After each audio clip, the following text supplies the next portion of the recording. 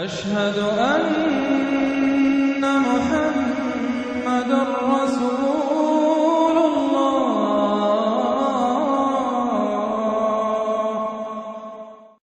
ان میں سب سے پہلی سورۃ العنکبوت. بسم اللہ الرحمن الرحیم. الف لام میم. احسب الناس ان يتركوا ان يقولوا آمنا وهم لا يفتنون. صدق اللہ العظیم. یہ صورت مبارکہ اچھی طرح نوٹ کر لیجئے کہ تقریباً تعین کے ساتھ ہم کہہ سکتے ہیں کہ یہ سن 5 نبوی میں نازل ہوئی ہے، اور صورت اس وقت یہ ہو چکی تھی مکے کے اندر کہ مسلمانوں کو ہر طرح سے ستایا جا رہا تھا. 3 سال تک تو یہ ہوا ہے، حضور نے جب اپنی دعوت کا آغاز کیا تو پہلے 3 سال تو یہ ہے کہ کوئی زیادہ الارم محسوس نہیں کیا، خطرہ محسوس نہیں کیا مکے والوں نے، بلکہ انہوں نے کوشش یہ کی کہ چٹکیوں میں اڑا دیں. استہزاء ہے، تمسخر ہے، شاعر ہے، ساحر ہے، یہ ہے وہ ہے، جو بھی کہہ کر کہ جیسے کہ ول جو ہوتی ہے کسی کی، اگر یہ ان کی جو ول ہے اس کو کل کر دیا جائے تو اگر یہ بددل ہو کر بیٹھ جائے محمد تو یہ سارا معاملہ خود ہی ختم ہو جائے گا. جو داعی ہے، جو لیڈر ہے، اگر اس کی جو قوت ارادی ہے اسے کسی طرح ختم کر دیا جائے تو استہزاء سے، تمسخر سے، یہ پرسیکیوشن جو تھی وربل تھی، زبانی.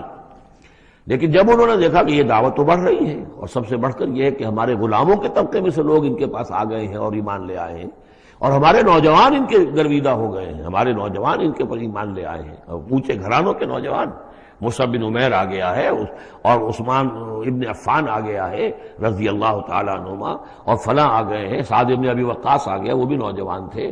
یہ جو اس طرح کے اونچے گھرانوں کے لوگ آ گئے ہیں. تب انہوں نے پھر فیصلہ کیا کہ اب ان کو سزا دی جائے، انہیں مارا جائے، انہیں گھروں میں بند رکھا جائے. اور خاص طور پر جو غلام تھے بیچارے، جن کے کوئی وہاں حقوق تھے ہی نہیں. غلام تو اپنے آقا کی ملکیت ہوتا تھا، وہ اگر آقا اپنے غلام کو قتل بھی کر دے تو اس پر کوئی جرم نہیں، اس لیے کہ ایسے ہی ہے جیسے کہ آپ کی بکری تھی، جب تک آپ نے چاہا گھر میں اپنے باندھے رکھا، اس کا دودھ پیا، جب آپ نے چاہا اس کو ذبح کیا اور گوشت کھا لیا، تو اس میں آپ کو کون پوچھے گا کہ یہ بکری کیوں ذبح کی تم نے؟ بھائی بکری میری ملکیت تھی. اسی طریقے سے غلام کو تو جو چاہے وہ کر سکتے تھے، جس طرح چاہیں ستائیں، ماریں، ہلاک کر دیں، کوئی ان پر مقدمہ قائم نہیں ہو سکتا ایسا، اس لیے کہ وہ اس کی ملکیت تھے. تو سب سے زیادہ شدید معاملہ جو ہوا ہے وہ غلاموں کے ساتھ ہوا. حضرت بلال رضی اللہ تعالیٰ عنہ، حضرت ابو فقیر رضی اللہ تعالیٰ عنہ. پھر یہ کہ کچھ اور لوگ وہاں پر ایسے تھے جو حلیف کی حیثیت سے رہتے تھے، وہ قرشی نہیں تھے، غلام بھی نہیں تھے لیکن قرشی بھی نہیں تھے. لیکن یہ کہ مکے میں ان کا قیام تھا کسی قرشی کے امان، اس سے امان لے کر، اس کے حلیف کی حیثیت سے. جیسے یہ آئے تھے جو یاسر رضی اللہ تعالیٰ عنہ، یہ یمن سے آئے تھے، بلکہ ان کے بارے میں یہ معلوم ہوتا ہے کہ انہیں خواب آیا تھا کہ آخری نبی کے ظہور کا وقت ہے، کیونکہ یمن میں عیسائی تھے اور وہاں چرچا موجود تھا ان چیزوں کا. اس حوالے سے ان کے علم میں جب یہ بات آئی اور انہیں اندازہ ہوا کہ اس علاقے میں نبی کا ظہور ہونا ہے تو وہ یہاں آ گئے. اور ابو جہل کا ایک چچا تھا، وہ شریف انسان تھا، اس کا حلیف بن کر اور اس کی زیر کفالت انہوں نے مکے میں رہنا شروع کر دیا. اور اسی کی یہ لونڈی تھی حضرت سمیہ رضی اللہ تعالی عنہ. تو جو آقا تھا ابو جہل کا چچا، اس کی اجازت سے حضرت سمیہ سے نکاح کر لیا، اور اللہ نے ان کو بیٹا دیا جس کا نام عمار ہے. تو عمار اور ان کے والد یاسر اور والدہ عمار کی اور یاسر کی اہلیہ یہ سمیہ، یہ 3 کا خاندان تھا. وہ جو چچا تھا ابو جہل کا، اس کا انتقال ہو گیا، اب گویا کہ اس خاندان کی سربراہی ابو جہل کے ہاتھ میں ہے. تو اس نے ان 3 پر جو بھی تشدد کیا ہے سب سے زیادہ. 2 کو تو اس ٹارچر کے ذریعے سے، اور ٹارچر کے پھر آخری نتیجے میں ان کو دونوں کو شہید کر دیا، حضرت یاسر کو بھی اور حضرت سمیہ کو بھی رضی اللہ تعالیٰ عنہما. اور عمار نے بمشکل جو ہے جان بچائی، اپنی ایک کلمہ کفر کہہ کر پھر انہوں نے جان بچا لی، اور پھر اس پر پچھتائے بھی بہت. یہ میں نے کلمہ کفر کیوں کہا، لیکن قرآن مجید میں یہ بات واضح کر دی گئی کہ صرف جان بچانے کے لیے کلمہ کفر انسان کہہ دے اور اس کا دل جو ہے وہ مطمئن ہو ایمان کے اوپر، تو اللہ تعالیٰ معاف فرمانے والا ہے. بہرحال یہ جو تشدد ہو رہا تھا شدید، انہی میں سے ایک ہے خباب بن الارت رضی اللہ تعالیٰ عنہ. یہ لوہار کا کام کرتے تھے، یہ بھی کوئی اونچے گھرانے کے آدمی نہیں تھے. ان کے ساتھ بھی پھر جو کچھ کیا گیا ہے، ان کے ساتھ وہ واقعہ پیش آیا کہ دہتے ہوئے انگارے جو ہیں وہ لٹائے، زمین کے اوپر بچھائے گئے. انہیں بلایا گیا، اتارو اپنا کرتا اتار دیا، اب لیٹ جاؤ ان کے اوپر. ننگی پیٹھ کے بل وہ دہتے ہوئے انگاروں پر لٹا دیے گئے. پھر یہ کہ اسی انگاروں سے ان کی کھال جو ہے وہ جلی اور پیٹھ کی چربی پگھلی، اس سے وہ انگارے جو ہیں وہ ٹھنڈے ہوئے. تو یہ صورتحال تھا. تو وہ حضرت عمار جو ہے خباب بن الارت رضی اللہ عنہ، وہ راوی ہیں کہ جب ہم پر یہ شدت اتنی ایسی ہو گئی کہ ناقابل برداشت ہو گئی تو ہم پھر حضور کی خدمت میں حاضر ہوئے، اور حضور اس وقت جو ہے خانہ کعبہ کے ایک دیوار کے سائے میں ذرا ایک طرف کو سایہ تھا، تو آپ نے اپنی ایک چادر جو ہے اس کا تکیہ بنایا ہوا تھا اور آپ استراحت فرما رہے تھے۔ تو ہم گئے، ہم نے کہا کہ اے اللہ کے رسول، کیا آپ ہمارے لیے دعا نہیں کرتے، ہمارے لیے اللہ کو نہیں پکارتے؟ ہمارے لیے اب یہ چیزیں ناقابل برداشت ہو رہی ہیں، کب تک ہم جھیلیں گے، کب تک برداشت کریں گے؟ لیکن یہ کہ وہ کہتے ہیں کہ حضور کو یہ ناگوار گزرا، آپ اٹھ کر بیٹھ گئے اور آپ نے فرمایا خدا کی قسم تم جلدی مچا رہے ہو، ابھی تو تم پر وہ چیزیں آئی ہی نہیں ہیں جو تم سے پہلوں پر آئی تھیں۔ ان کے ساتھ تو یہ بھی ہوتا تھا کہ ایک شخص کو لا کر آدھا زمین میں گاڑ دیتے تھے اور باقی جسم جو آدھا اس کا ہوتا تھا زمین سے باہر، تو سر کے اوپر آرا رکھ کر چیرنا شروع کر دیتے تھے اور پورے جسم کو دو حصوں میں بانٹ دیتے تھے، یہ بھی ہوتا تھا۔ زندہ آگ میں جلا دیتے تھے، یہ بھی ہوتا تھا۔ تو تم جلدی کر رہے ہو، خدا کی قسم وہ دن تو آئے گا کہ ایک سوار صنعا سے حضرت موت تک جائے گا، اس سے سوائے اللہ کی کسی کا خوف نہیں ہوگا، لیکن بہرحال تمہیں صبر کرنا ہوگا۔ وہ انداز ہے اس رکوع کا۔ یہ جو پہلا رکوع ہے سورہ عنکبوت کا، یہ گویا کہ ایک تحریک اور ایک دعوت، اور انقلابی تحریک ہو، انقلابی دعوت ہو، اس میں جو آزمائشیں آتی ہیں، تکلیفیں آتی ہیں، مصائب آتے ہیں، ظاہر بات ہے لوگوں کو قربانیاں دینی پڑیں گی تبھی کوئی کام ہوگا، بغیر اس سے تو نہیں ہوتا۔ اور جب تصادم کا مرحلہ شروع ہو جائے، جب یہ ہے کہ ایک جو معاشرہ جو ہے جس کے اندر کہ وہ کام کر رہے ہیں وہ محسوس کریں کہ یہ ہمارے لیے خطرہ بن گئے ہیں، وہ پرسیکیوٹ کریں اور انہیں ستائیں، تو پھر اس وقت جو مسائل ہوں گے ذہنوں کے اندر، ان کا حل ہے اس میں۔ اور یہ اس اعتبار سے ضربۃ السلام ہے پورے قرآن مجید میں، اس موضوع کے اعتبار سے یہ چوٹی ہے۔ جیسے کہ میں نے آپ کو حدیث سنائی، لکل شیء ضربۃ یا کل شیء سنام، ہر شے کی ایک چوٹی ہوتی ہے۔ وسنام القرآن سورۃ البقرہ، قرآن کی بحیثیت مجموعی چوٹی وہ تو سورہ بقرہ ہے، لیکن یہ کہ قرآن حکیم میں مختلف جو مضامین کے اعتبار سے میں نوٹ کراتا آیا ہوں کہ اس موضوع پر یہ آیت یہ گویا کہ ضربہ سنام ہے، یہ رکوع جو ہے یہ اس موضوع پر ضربہ سنام ہے قرآن مجید کا، اس کا کلائمیکس ہے، اس کی چوٹی ہے۔ الف لام میم احسب الناس ان یترکوا ان یقولوا آمنا وهم لا یفتنون، کیا لوگوں نے یہ سمجھا تھا کہ وہ چھوڑ دیے جائیں گے صرف یہ کہنے سے کہ ہم ایمان لے آئے اور انہیں آزمایا نہ جائے گا؟ اب دیکھ رہے ہیں، اب وہی تیکھا انداز ہے، اظہار ناراضگی ہے، اظہار خفگی ہے، اس لیے کہ تم سے پہلے جو کچھ ہوا ہے۔ اب یہ 3 آیتیں میں آپ کو نوٹ کرا چکا ہوں، سورہ بقرہ کی آیت نمبر 214، ام حسبتم ان تدخلوا الجنة ولما يأتكم مثل الذين خلوا من قبلكم مستهم البأساء والضراء وزلزلوا حتى يقول الرسول والذين آمنوا معه متى نصر الله ألا إن نصر الله قريب۔ یہ آیت ہم پڑھ چکے ہیں۔ اسی کی ہم مضمون آیت جو ہے سورہ آل عمران میں آئی ہے، آیت نمبر 142۔ اسی کی ہم مضمون آیت آ چکی ہے سورہ توبہ میں، آیت نمبر 16۔ لیکن یہ کہ یہ مکی قرآن میں یہ آیت ہے، یہ ہے جڑ اور بنیاد، جو ہے کہ اس کا ظہور جو ہو رہا ہے، پھر یوں سمجھیے کہ یہ کلی کھلی ہے تو 3 اس کی جو پتیاں نمایاں ہوئی ہیں اس آیت کی، وہ سورہ بقرہ، سورہ آل عمران اور سورہ توبہ میں ہے۔ حسب الناس، اور ناس کہا ہے، یہ بھی نہیں کہ اہل ایمان کو یہ غلط فہمی ہو گئی تھی، یہ بھی ایک طرح سے عتاب کا انداز ہے، اللہ تعالیٰ ناراضگی کا اظہار کر رہے ہیں، تم جلدی مچا رہے ہو۔ احسب الناس ان یترکوا ان یقولوا آمنا وهم لا یفتنون، کیا لوگوں نے یہ سمجھا تھا کہ وہ یہ کہنے سے جنت میں داخل ہو جائیں گے، چھوڑ دیے جائیں گے کہ وہ ہم ایمان لے آئے، انہیں آزمایا نہ جائے گا؟ وَلَقَدْ فَتَنَّا الَّذِينَ مِن قَبْلِهِمْ، ہم نے تو جو بھی ان سے پہلے تھے ان کو بھی آزمایا ہے، ہر ایک کو آزمایا، آزمائش کے بغیر ہم نہیں کسی کے ایمان کو تسلیم کرتے۔ فَلَيَعْلَمَنَّ اللَّهُ الَّذِينَ صَدَقُوا وَلَيَعْلَمَنَّ الْكَاذِبِينَ، تو اللہ تعالیٰ تو ظاہر کر کے رہے گا، لفظی ترجمہ تو ہوگا اللہ جان کر رہے گا، لیکن اللہ تعالیٰ کا علم تو قدیم ہے، جو کچھ ان کے دلوں میں اللہ جانتا ہے، لیکن اللہ ظاہر کر دے گا کہ کون کتنے پانی میں ہے، کون منافق ہے، کون ضعیف الایمان ہے، کون قوی الایمان ہے، کون صادق الایمان ہے، کون جو ہے جھوٹ موٹ کا مومن بنا ہوا ہے، کون وہ دودھ پینے والا مجنو ہے اور کون واقعتاً جانثار مجنو ہے، یہ سب کچھ پتہ چلتا ہے آزمائشوں سے۔ اور ہم نے تو آزمایا ہے ان کو بھی جو ان سے پہلے تھے، تو لازماً اللہ واضح کر کے رہے گا، مبرہن کر دے گا ان کو بھی کہ جو سچے ہیں، اور وہ یقیناً واضح کر دے گا، نمایاں کر دے گا ان کو بھی جو جھوٹے ہیں۔ اب اس کے ساتھ ہی دیکھیے اس میں جو عجیب آپ کو بات ملے گی اس رکوع میں، یہ 2 آیتیں آئی ہیں، کیونکہ ایک آیت تو حروف مقطعات پر تھی، یہ 2 آیتیں آئی ہیں، اس میں تو ڈانٹ، ایک طرح کی ڈانٹ پڑ گئی ہے صحابہ کرام کے اوپر جنہوں نے ذرا سا بھی شکوہ کیا تھا، لیکن اب 2 آیتوں میں اس کی دلجوئی ہے ان کی، یعنی یہ کہ ایک طرف ترغیب ہے تو ترغیب بھی ہے، جیسے کوئی شفیق استاد ہوتا ہے کبھی کسی وقت ڈانٹتا بھی ہے، کوئی گھڑکی بھی دیتا ہے، کوئی جھڑکی بھی دیتا ہے، کسی وقت مارتا بھی ہے، سزا بھی دیتا ہے، پھر لیکن کسی وقت پھر یہ کہ حوصلہ افزائی بھی کرتا ہے، تھپکی بھی دیتا ہے، پیٹھ پر ہاتھ رکھتا ہے۔ تو اس طریقے سے یہ اللہ تعالیٰ کا معاملہ اپنے بندوں کے ساتھ اسی طرح ہے جیسے کہ حدیث میں آیا خلق و عیال اللہ، مخلوق جو ہے اللہ تعالیٰ کے لیے اس کے کنبے کی حیثیت رکھتی ہے۔ تو دو آیتیں جو آئی ہیں وہ تو گویا کہ ایک طرح سے سرزنش کی اور اظہار ناراضگی، اظہار خفگی۔ اب دو آیتیں دیکھیے، ام حسب الذین یعملون السیئات ان یسبقونا، کیا سمجھا ہے، گمان کیا ان لوگوں نے جو یہ برے کام کر رہے ہیں۔ یہ اشارہ ہے ابو جہل جو مار رہا ہے، حضرت یاسر کو مار رہا ہے، حضرت سمیہ کو مار رہا ہے، ٹارچر کر رہا ہے، یا جو بھی امیہ ابن خلف ہے جو حضرت بلال کے ساتھ وہ سختیاں کر رہا ہے، گلے میں رسی ڈال کر، اور جو جانوروں کی لاشیں ہوتی ہیں ان کے طریقے سے گھسیٹا جا رہا ہے مکے کی گلیوں کے اندر، اور بڑی تپتی ہوئی جو ہے گلیاں ہیں اور اوپر سورج آگ برسا رہا ہے، اور سیدھا لٹا دیا گیا ہے انہیں ننگے پیٹھ، اور پھر اوپر ایک بھاری پتھر بھی رکھ دیا گیا ہے۔ لوگ یہ حرکتیں کر رہے ہیں، کیا ان کا یہ گمان ہے کہ وہ ہماری پکڑ سے بچ جائیں گے؟ اب یہ بات ان کی طرف آئی تو گویا کہ اہل ایمان کے لیے ایک دل جوئی اور تشفی، ان کے زخموں پر مرہم رکھا جا رہا ہے کہ یہ نہ سمجھو کہ یہ بچے رہیں گے، ایک وقت آئے گا۔ چنانچہ خود حضرت بلال رضی اللہ تعالیٰ عنہ نے غزوہ بدر میں امیہ ابن خلف جو ان کا آقا تھا اسے قتل کیا ہے۔ حالانکہ حضرت عبد الرحمن ابن عوف نے کوشش کی، اس کے ساتھ کچھ ان کے تعلقات تھے پرانے، اس کے بنا پر اس کو بچانے کی کوشش کی کہ تاکہ اسے قید کر لیں، قتل نہ ہونے دیں، قیدی ہو جائے تاکہ پھر یہ کہ وہ فدیہ دے کر چھوٹ سکے۔ لیکن حضرت بلال کو جو غصہ تھا اس پر، تو پورا غصہ انہوں نے اس وقت اتارا ہے۔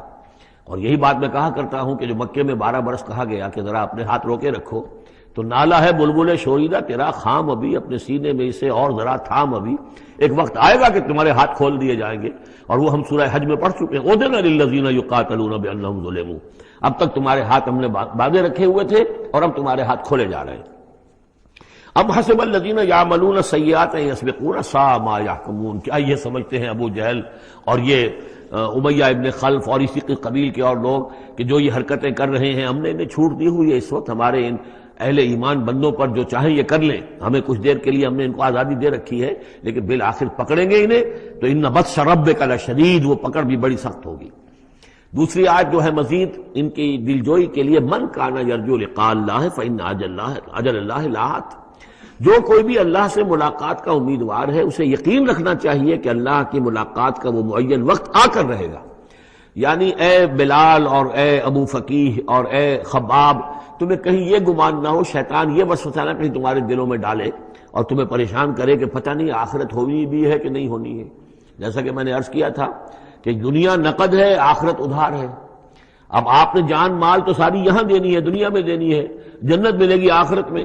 تو جو شیطان وسوسہ اندازی کرتا ہے، نو نقد نہ تیرا ادھار، یہ ادھار کی دنیا جو معاملہ ہے، سودا ادھار کی جنت ہے یہ، اور تم دنیا کے اندر اپنا سب کچھ لٹا رہے ہو، تو ایسا نہ ہو، تمہیں یقین رکھنا چاہیے کہ وہ وقت آ کر رہے گا اور اللہ تعالیٰ تمہاری ان تمام ایثار اور قربانی کی جو تم دے رہے ہو اس کے دین کے لیے، اس کی توحید کے لیے، اس کا بھرپور تمہیں صلہ دے گا۔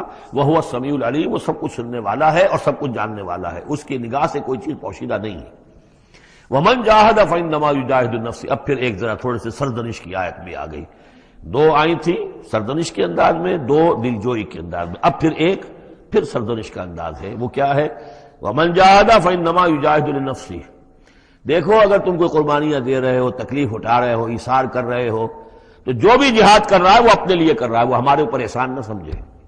اللہ تعالیٰ کی شان اس سے بہت اونچی ہے، یہ ہم سورہ حجرات میں جا کر پڑھیں گے، یمنون علیک ان اسلموا قل لا تمنوا علی اسلامکم بل اللہ یمن علیکم ان ہداکم للایمان، تم اگر اللہ کے لیے، اللہ کے دین کے لیے کچھ کرتے ہو تو نہ احسان سمجھو اللہ پر اور نہ احسان سمجھو اللہ کے رسول پر۔ اللہ کا احسان ہے کہ اس نے تمہیں قبول کر لیا ہے اور تمہیں یہ ساری کام کرنے کی توفیق وہ دے رہا ہے، یہ احسان مانو۔ منت منع کی خدمت سلطان ہمیں کو نہیں، اس کا احسان نہ دھرو بادشاہ پر کہ تم خدمت کر رہے ہو بادشاہ کی۔ منت شناسزو کہ بخدمت بداشتت، اس کا احسان مانو کہ اس نے تمہیں خدمت کا موقع دیا ہے۔ تو اللہ تعالیٰ کا احسان مانو اور یہ نہ سمجھو کہ تم اللہ پر کوئی احسان کر رہے ہو۔ ومن جاہد فإنما یجاہد نفسہ، اب دیکھ رہے ہیں کہ کس قدر متعلق یہ چیزیں ہیں، انسانی احساسات ہوتے ہیں، اس طرح کے خیالات آتے ہیں۔ ان اللہ لغنی عن العالمین، اللہ تعالیٰ تو تمام جہانوں سے غنی ہے، اسے کسی کی احتیاج نہیں ہے۔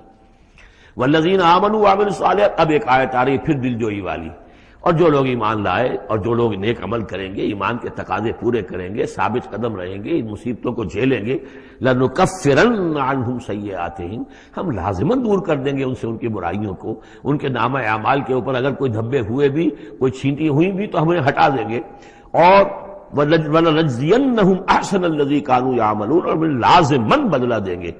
اس رکوع میں آپ دیکھ رہے ہیں کہ یہ جو لام مفتوح شروع میں اور پھر نون مشدد جو ہے وہ کس قدر تکرار کے ساتھ آ رہا ہے۔ فَلَيَعْلَمَنَّ اللَّهُ الَّذِينَ صَدَقُوا وَلَيَعْلَمَنَّ الْكَاذِبِينَ، آیت نمبر 3 کے اندر بھی 2 مرتبہ وہ صیغہ آیا۔ اب یہاں جو آیا لَنُكَفِّرَنَّ عَنْهُمْ سَيِّئَاتِهِمْ، ہم لازماً ان سے ان کی برائیوں کو دور کر دیں گے، وَلَنَجْزِيَنَّهُمْ أَحْسَنَ الَّذِي كَانُوا يَعْمَلُونَ، اور یقیناً بدلہ دیں گے انہیں بہت عمدہ ان کے اعمال کا۔ وَوَصَّيْنَا الْإِنسَانَ بِوَالِدَيْهِ، اب ایک مسئلہ اور تھا عملی، جو لوگ ایمان لائے تھے نوجوان تھے، جو ان میں سے نوجوان تھے، اب ان کے لیے مسئلہ یہ ہو گیا کہ والدین کہہ رہے ہمارے حقوق ہیں تمہارے اوپر، ہم نے تمہیں پالا پوسا ہے، لہذا ہمارا حکم مانو۔ ہم کہتے ہیں کہ محمد سے تم اپنا تعلق توڑ لو، چھوڑو اس کو، دین کو، کیوں اس میں لگے ہوئے ہو؟ آخر تم ہماری اولاد ہو، ہم نے تمہیں پالا، خاص طور پہ ماں حضرت سعد بن ابی وقاص کی والدہ، والد تو فوت ہو چکے تھے لیکن والدہ جو ہے اس نے بڑے ناز و نام میں پالا تھا۔ اب اس کے بعد اس نے جو ہے مرن برت رکھ لیا اس عورت نے، ماں جو تھی حضرت سعد بن ابی وقاص کی، اگر سعد اپنے باپ کے دین میں واپس نہیں آتا تو میں اپنے آپ کو ہلاک کر دوں گی، مر جاؤں گی، نہ کچھ کھاؤں گی نہ پیوں گی۔ اب دیکھیے اس نوجوان سلیم الفطرت نوجوان جو ایمان لایا ہے محمد صلی اللہ علیہ وسلم، بہرحال وہ ایک شریف انسان ہے، نوجوان ہے، ماں کی یہ حالت دیکھ رہا ہے تو کتنے بڑے امتحان سے دوچار ہو گیا۔ تو مسئلہ پیدا ہوا کہ معاملات میں کیا کیا جائے۔ ایک والدین کے جو احسانات ہیں وہ اپنی جگہ ہیں، والدین کا کے ساتھ حسن سلوک خود قرآن مجید میں 4 جگہ میں نوٹ کر آیا ہوں۔ اللہ کے حق کے فوراً بعد والدین کا حق ہے۔ تو اب عملی سوال یہ ہے کہ جہاں یہ دونوں حق ٹکرا جائیں، والدین جو ہے شرک کا حکم دے رہے ہیں، والدین دین کے خلاف حکم دے رہے ہیں، تو کیا کریں؟ فرمایا وَوَصَّيْنَا الْإِنسَانَ بِوَالِدَيْهِ، ہم نے وصیت کی ہے انسان کو اس کے والدین کے بارے میں، حسن سلوک کی وصیت ہم نے کی ہے، بار بار کی ہے۔ وَإِن جَاهَدَاكَ لِتُشْرِكَ بِي مَا لَيْسَ لَكَ بِهِ عِلْمٌ، لیکن اگر وہ تم پر دباؤ ڈالیں، تم سے جہاد کریں۔ اب دیکھیے جہاد کا لفظ یہاں مشرک والدین کے لیے آ رہا ہے، جہاد جد و جہد کرنا، کوشش کرنا، دباؤ ڈالنا۔ وَإِن جَاهَدَاكَ لِتُشْرِكَ بِي مَا لَيْسَ لَكَ بِهِ عِلْمٌ، کہ میرے ساتھ تم شریک کرو اور شرک کرو میرے ساتھ، اور شریک ٹھہراؤ ایسی چیزوں کو جس کے لیے تمہارے پاس کوئی علم نہیں، فَلَا تُطِعْهُمَا، تو ان کا کہنا نہ مانو۔ گویا کہ یہاں وہ اپنی لمٹ سے ایکسیڈ کر رہے ہیں۔ اب والدین کے حقوق ہیں لیکن اللہ کے حقوق کے بعد، اللہ کے حقوق سے پہلے نہیں، اللہ کا حق فائت ہے، لہذا اس معاملے میں اللہ کا دین ہے، اللہ کا حکم وہ مقدم رہے گا، والدین کا حکم دوسرے نمبر پر ہوگا۔ ہاں یہ ہے کہ ایک بندہ جو ہے ایک نوجوان وہ یہ ضرور کرے کہ ڈانٹ کر نہ بات کرے، ڈپٹ کر بات نہ کرے، سینہ تان کر نہ کرے، اس طرح کرے جیسے کہ حضرت ابراہیم یا ابتے یا ابتے یا ابتے، وہ ابا جان امی جان آپ دیکھیے میرے لیے مجبوری ہے، میں نہیں کر سکتا ہوں، آپ اس معاملے کے اندر مجھ پر جو ہے وہ دباؤ نہ ڈالیں، نرمی کے ساتھ ان میں جس طریقے سے بھی ہو، لیکن یہ ہے کہ ماننا نہیں ہے۔ یہ بات اور مزید کھل کر آئے گی سورہ لقمان میں۔ وَإِن جَاهَدَاكَ لِتُشْرِكَ بِي مَا لَيْسَ لَكَ بِهِ عِلْمٌ فَلَا تُطِعْهُمَا، تو ان دونوں کا کہنا مت مان۔ إِلَيَّ مَرْجِعُكُمْ، میری ہی طرف تمہیں لوٹ کر آنا ہے، فَأُنَبِّئُكُم بِمَا كُنتُمْ تَعْمَلُونَ، اور پھر میں تمہیں بتا دوں گا، جتلا دوں گا جو کچھ کہ تم کرتے رہے تھے۔ اب یہاں بھی ایک مسئلہ پیدا ہوتا ہے کہ یہ لوگ اپنے گھر والوں سے کٹ رہے ہیں، والدین سے کٹ رہے ہیں، بھائی سے جدا ہو رہے ہیں۔ اب یہ عتبہ ابن ربیعہ جو بہت بڑا سردار تھا، ان کے بڑے بیٹے جو ہے حذیفہ ابن عتبہ، وہ ایمان لے آئے، اور چھوٹا بھائی وہ تھا کہ جو میدان میں گیا، میدان میں باپ کے ساتھ غزوہ بدر میں جو پہلے جو 3 جو ہے واصل جہنم ہوئے وہ بھی تھا، ولید بن عتبہ غالباً نام تھا اس کا۔ تو بھائی بھائی سے جدا ہو رہا ہے، رشتہ داروں سے اب کٹ گئے ہیں، والدین سے گھر نکال دیے گئے ہیں، تو اب ان میں جو ان کے دل زخمی ہیں، ان زخمی دلوں پہ مرہم کیا رکھا جا رہا ہے؟ وہ یہ ہے کہ تم صرف کٹے ہی نہیں ہو، جڑے بھی تو ہو۔ اب تم محمد سے جڑ گئے ہو، اب تم ابو بکر سے جڑ گئے ہو، اب تم یہ جو اہل ایمان کا طبقہ ہے، اب ایک نئی برادری وجود میں آ رہی ہے، یہ تمہارے اصل بھائی ہیں، یہ تمہارے جو دین کے اندر بھائی ہیں، جو نظریاتی بھائی ہیں، جو ہم مقصد بھائی ہیں، یہ ہے تمہارے اصل اب عزیز۔ تو اللہ تعالیٰ نے اگرچہ تمہیں کٹنے کا بھی حکم دے دیا ہے، لیکن یہ کہ اس نے تمہارے لیے ایک رفاقت فراہم کی ہے۔ والذین آمنوا وعملوا الصالحات لندخلنہم فی الصالحین، اور یقیناً وہ لوگ جو ایمان لائے اور نیک عمل کرے انہیں داخل کریں گے صالحین میں۔ اور یہ داخلہ دنیا میں بھی ہو گیا. محمد رسول اللہ نے انہیں چھاتی سے لگایا، سینے سے لگایا، اور جیسا کہ 2 دفعہ ہم پڑھ چکے ہیں، حضور کو اللہ تعالیٰ حکم دے رہا ہے کہ آپ ان کے سامنے ذرا اپنے کندھے تواضع، آپ اے محمد آپ تواضع اختیار کیجئے، ان کے سامنے اپنے کندھے جھکائیے. وَاخْفِضْ جَنَاحَكَ لِلْمُؤْمِنِينَ، اور وَاخْفِضْ جناحک لمن اتبعک من المؤمنین 2 دفعہ آ چکا، سورہ ہجر میں آ چکا، سورہ طہ میں آ چکا. تو گویا کہ یہ اللہ تعالیٰ نے اپنا احسان بتایا. اور پھر آخرت میں اولئک مع الذین انعم اللہ علیہم من النبیین والصدیقین والشہداء والصالحین، ان کی رفاقت حاصل ہوگی. اب ایک اور بڑا مسئلہ آ رہا ہے، ومن الناس من یقول آمنا باللہ، لوگوں میں سے کچھ ایسے بھی ہیں جو کہتے ہیں ہم ایمان لے آئے اللہ پر، اور لاتے بھی ہیں خلوص کے ساتھ، اخلاص کے ساتھ، کوئی جھوٹ نہیں، کوئی فریب نہیں. ظاہر بات ہے کہ مکے میں کوئی فریب کے لیے کوئی ایمان لانے والا نہیں تھا، وہ تو حالات ایسے پیدا ہوئے مدینے میں آ کر کہ جہاں ایمان کا اعلان فریب کے تحت بھی ہونے لگا. لیکن یہ کہ مکے میں تو ظاہر بات ہے جو ایمان لایا اس کو مار پڑنی شروع ہو گئی، تو اس میں خامخواہ کہے کے لیے کوئی شخص جو ہے وہ جھوٹ موٹ کا ایمان کائے کو لائے گا. لیکن یہ ضرور ہوتا ہے کہ کچھ لوگ کم ہمت ہوتے ہیں، جیسا کہ میں بارہا آپ سے عرض کر چکا ہوں. کچھ لوگ باہمت ہوتے ہیں، کچھ کم ہمت ہوتے ہیں. باہمت وہ ہے کہ جو ایمان لائے اب ہر چے بعد آباد، حد جو ہو سو ہو، ماں کشتی درا بنداختے، جان جاتی ہے جائے کوئی بات نہیں، جو ہو سو ہو. کچھ لوگ ہوتے ہیں جن میں اتنی ہمت نہیں ہوتی، گھبرا اٹھتے ہیں. اب ان کو بتایا جا رہا ہے کہ دیکھو اگر تم نے استقامت کا ثبوت اپنا دیا تو اس کا نتیجہ کیا نکلے گا، تمہارا کیا انجام ہوگا. اب وہ ذرا ہے کہ اس میں ان کے لیے پھر تحدید ہے. ومن الناس، لوگوں میں سے کچھ ایسے بھی ہیں جو کہتے ہیں من یقول آمنا باللہ، ہم اللہ پر ایمان لائے. فَإِذَا أُوذِيَ فِي اللَّهِ، جب اللہ کی راہ میں اللہ کی توحید کو ماننے کی وجہ سے ان کو ایذا پہنچائی جاتی ہے، پرسیکیوٹ کیا جاتا ہے، انہیں ٹارچر کیا جاتا ہے، جعل فتنة الناس كعذاب اللہ، تو وہ لوگوں کی طرف سے ڈالی ہوئی فتنے کو، آزمائش کو، یہ ایسے اس سے گھبرا اٹھتے ہیں جیسے اللہ کے عذاب سے گھبرانا چاہیے. کم ہمتی ہے. وَلَئِن جَاءَ نَصْرٌ مِّن رَّبِّكَ، اور اے نبی اگر آپ کے رب کی طرف سے مدد آ جائے، صورتحال تبدیل ہو جائے، فتح آپ کو مل جائے، حالات اچھے ہو جائیں، لَيَقُولُنَّ إِنَّا كُنَّا مَعَكُمْ، اس وقت پھر یہ کہیں گے کہ ہم بھی تو آپ کے ساتھ ہی تھے. یہ کردار پہلے بھی آ چکا ہے، سورہ بقرہ میں آ چکا، سورہ حج میں آ چکا. وَمِنَ النَّاسِ مَن يَعْبُدُ اللَّهَ عَلَىٰ حَرْفٍ فَإِنْ أَصَابَهُ خَيْرٌ اطْمَأَنَّ بِهِ وَإِنْ أَصَابَتْهُ فِتْنَةٌ انقلب عَلَىٰ وَجْهِهِ خَسِرَ الدُّنْيَا وَالْآخِرَةَ. وہی کردار پھر یہاں پر آ گیا ہے. کوئی کہا کہ ہم ایمان لے آئے، لیکن جب تکلیف آئی، کوئی مصیبت آئی تو ایسے گھبرا گئے جیسے کہ اللہ کے عذاب سے گھبرانا چاہیے. لیکن یہ کہ اس کے بعد اگر نصرت آ جائے تو یہ آپ موجود ہوں گے کہ ہم بھی ساتھی تھے آپ کے. اولیس اللہ بعالم بما فی صدور العالمین، تو کیا اللہ بخوبی واقف نہیں ہے اس سے کہ جو لوگوں کے جو تمام جہان والوں کے دلوں کے اندر ہے اور جو ان کے سینوں کے اندر مضمر ہے.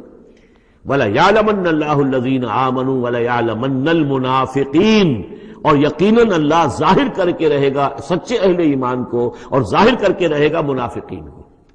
گویا کہ یہ شکل جو ہے یوں سمجھیے یہ وہ روگ ہے کہ یہ اگر بڑھ گیا، تم نے ابھی نپ دی ایول ان دی بڈ، ابھی فوری طور پر اس کی اصلاح کر لو، فوری طور پر علاج کر لو. ابھی ٹی بی کا تمہیں انفیکشن ہوئی ہے، فرسٹ سٹیج میں ہے، علاج کر لو. لیکن اگر کہیں تم نے اس وقت پرواہ نہ کی اس کی اور یہ مرض بڑھ گیا تو یہ منافقت تک لے جائے گا تمہیں. اللہ تعالیٰ پھر کھول دے گا کہ یہ منافقت ہے. تو یہ ہے اصل میں پورے مکی قرآن میں یہ ایک جگہ ہے جہاں لفظ منافقین آیا ہے.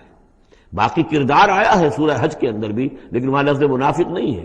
وَمِنَ النَّاسِ مَن يَعْبُدُ اللَّهَ عَلَىٰ حَرْفٍ فَإِنْ أَصَابَهُ خَيْرٌ اطْمَأَنَّ بِهِ وَإِنْ أَصَابَتْهُ فِتْنَةٌ انقلب عَلَىٰ وَجْهِهِ خَسِرَ الدُّنْيَا وَالْآخِرَةَ.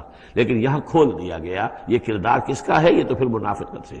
وَلَيَعْلَمَنَّ اللَّهُ الَّذِينَ آمَنُوا وَلَيَعْلَمَنَّ الْمُنَافِقِينَ. اب ایک اور تیسرا پرابلم ہے، یہ 3 پرابلم یہاں پر ٹیکل کیے گئے ہیں. وہ نوجوان جن کے والدین ان کے اوپر دباؤ ڈال رہے تھے، یا وہ کم ہمت لوگ جو ان ایذاؤں سے گھبرا رہے تھے، اور تیسرا یہ ہے کہ کچھ بزرگ لوگ بڑے مخلصانہ انداز میں آ کر کہتے ہیں نوجوانوں سے، کہاں اپنے برباد کر رہے ہو، کیریئر برباد کر رہے ہو، اچھے بھلے تعلیم حاصل کر رہے تھے، تم جا رہے تم کس کام میں پڑ گئے ہو، اب تمہاری تعلیم اس درجے کی نہیں رہی ہے، تمہارا کاروبار اچھا جا رہا تھا، کیریئر تھا، تمہارا پروفیشن بہت چمک رہا تھا، اور تم اس کام میں پڑ گئے ہو. دیکھو یہ تو ایک شخص نے تمہیں ورغلا دیا. دیکھو ہمارے راستے پر چلو، راستہ صحیح یہی ہے. ہم آخر بوڑھے لوگ ہیں، ہمارا تجربہ ہے، ہم نے اپنے بال دھوپ میں سفید نہیں کیے ہیں. ہم تمہیں اپنے تجربے کی وجہ سے کہہ رہے ہیں کہ ہمارے راستے ہی پر چلتے رہو اور کوئی اس کے اندر نقصان نہیں ہوگا، کوئی اللہ کے یہاں پکڑ نہیں ہوگی. اور اچھا اگر اللہ کے یہاں پکڑ ہوئی تو تمہاری طرف سے ہم جواب دیں ہیں، تمہارے گناہوں کا بوجھ ہم اٹھا لیں گے. اب یہ گویا کہ نہایت ناصحانہ انداز، مخلصانہ انداز، بزرگانہ انداز، اس میں یہ بات کہی جاتی تھی. اب اس میں کیا کریں؟ اس کا جواب دیا گیا. وقال الذین کفروا للذین آمنوا اتبعوا سبیلنا، اور کہتے ہیں یہ کافر ان سے کہ جو ایمان لے آئے، ہمارے ہی راستے کی پیروی کرو، چلے آؤ انہی راستوں پر. ولنحمل خطایاکم، ہم اٹھا لیں گے تمہاری خطاؤں کو، یعنی تمہاری خطاؤں کا بوجھ، تمہارے گناہوں کی سزا ہم بھگت لیں گے. وما ہم بحاملین من خطایاہم من شیء، اور نہیں ہے وہ ان کی خطاؤں میں سے اٹھانے والے کچھ بھی. انہم لکاذبون، وہ جھوٹ بول رہے ہیں. ولا يحملن اثقالهم واثقالا مع اثقالهم، البتہ وہ اٹھائیں گے لازماً. پھر دیکھیے وہ ليعلمن الله الذين آمنوا ولا يعلمن المنافقین، اور یہاں پھر وہ لفظ آیا ولا يحملن اثقالهم، وہ لازماً اٹھائیں گے اپنے بوجھ بھی، اور جو گمراہ کرنے کی کوشش کر رہے ہیں اس کی وجہ سے اپنے بوجھوں میں اضافہ کر رہے ہیں، وہ مزید بوجھ ہوں گے. لیکن اے نوجوانوں، اگر تم نے ان کی بات مان لی تو تمہارے بوجھ جو ہے وہ نہیں رہ سکیں گے، وہ تمہیں کو اٹھانے پڑیں گے. ولا يسألن يوم القيامة عما كانوا يفترون، اور ان سے لازماً باس پرس ہوگی قیامت کے دن جو افترا وہ کرتے رہے تھے، جو جھوٹ انہیں گھڑا تھا کہ ہم تمہارے بوجھ اٹھا لیں گے، جبکہ لا تزر وازرۃ وزر اخرى، قیامت میں کوئی نہیں ہے جان جو کسی دوسرے کا بوجھ اٹھا لے. یہ 13 آیات، بلکہ یہ کہ اگر حروف مقطعات نکال دے تو 12 آیات، یہ میں سمجھتا ہوں کہ کسی بھی انقلابی اسلامی تحریک کے کارکن کے لیے یہ حرز جان بننے والی آیات ہیں، کہ یہ معلوم ہے کہ اس کے ذہن میں، اس کے شعور میں پیوست ہو جائیں، جیسے کہ پتھر پر کھود دیا جائے اس طرح نقش ہو جائیں. بارک اللہ لی و لکم فی القرآن العظیم ونفعنی وإیاکم بالآیات والذکر الحکیم.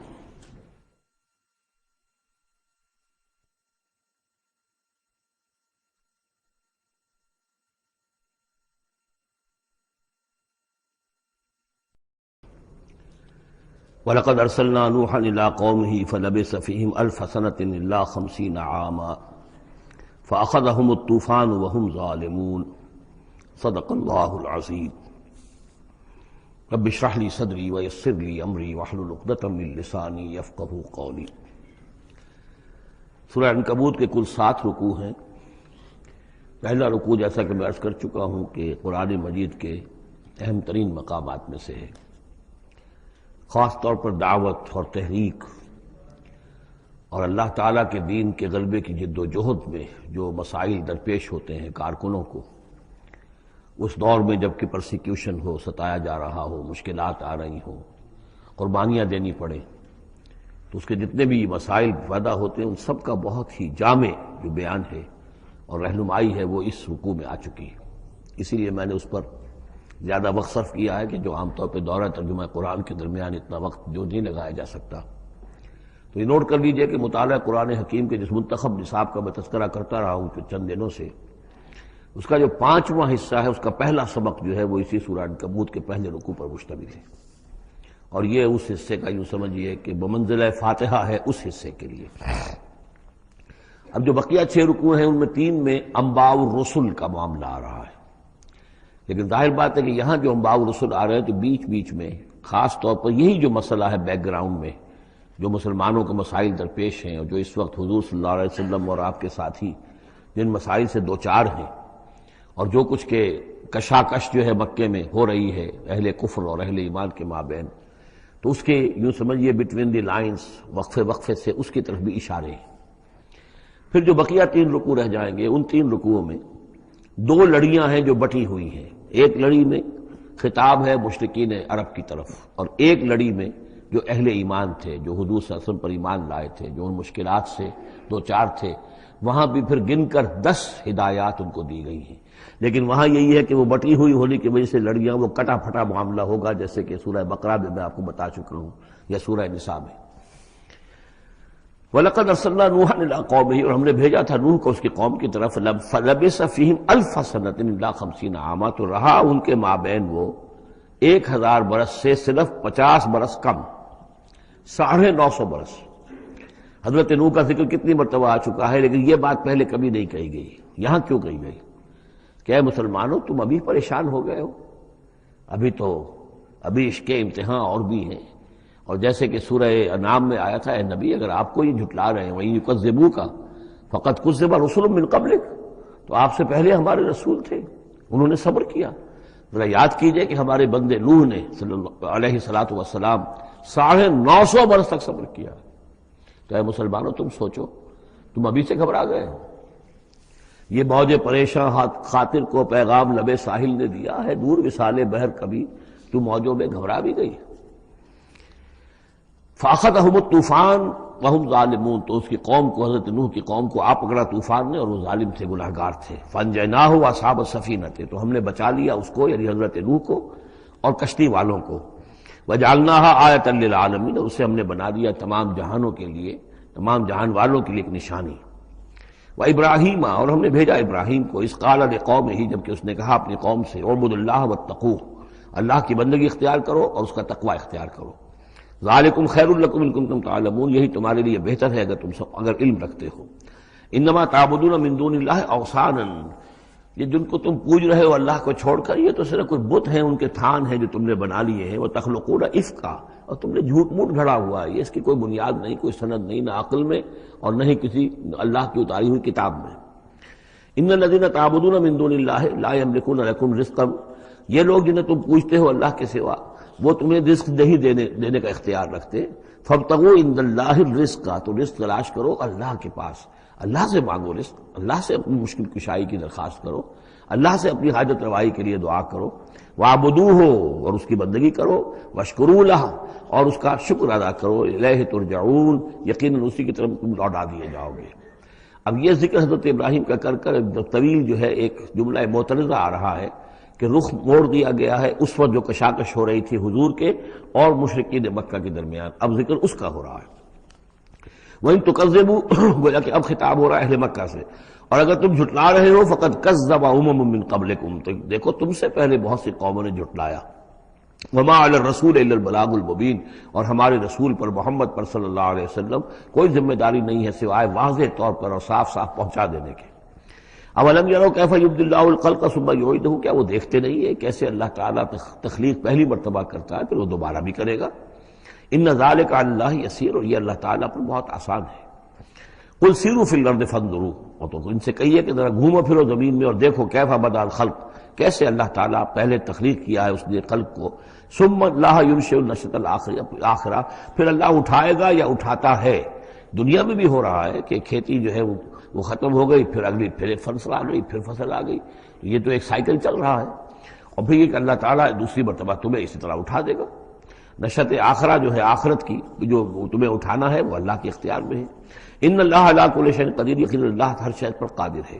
یعذب من یشاء ویرحم من یشاء، وہ جس کو چاہتا ہے عذاب دیتا ہے دے گا، اور جس کو چاہے گا رحم فرمائے گا۔ وإلیہ تقلبون، اور اسی کی طرف تم لوٹا دیے جاؤ گے۔ وما انتم بمعجزین فی الارض، اور تم اسے شکست نہیں دے سکتے زمین میں، ولا فی السماء، نہ آسمان میں، نہ زمین میں کہیں بھاگ کر نہ آسمان میں کہیں بھاگ کر اللہ کو عاجز کر سکتے ہو۔ وما لکم من دون اللہ من ولی ولا نصیر، اور نہیں ہے کوئی تمہارا اللہ کے سوا نہ حمایت، یعنی اللہ کے ورے یا اللہ کے مقابلے میں۔ یہ دون کا لفظ بہت سے معنی دیتا ہے عربی زبان میں، دیکھنا ہوتا ہے کس کانٹیکسٹ میں کیا معنی ہے۔ اس کانٹیکسٹ میں اللہ کے مقابلے میں تمہارا کوئی نہ ولی ہوگا نہ نصیر ہوگا، نہ کوئی حمایتی نہ مددگار۔ والذین کفروا بآیات اللہ ولقائہ، اور جن لوگوں نے کفر کیا اللہ کی آیات کا اور اس سے ملاقات کا انکار کیا، اولئک یئسوا من رحمتی، یہ وہ لوگ ہیں جو میری رحمت سے مایوس ہو چکے ہیں۔ واولئک لہم عذاب علیم، اور ان کے لیے دردناک عذاب ہے۔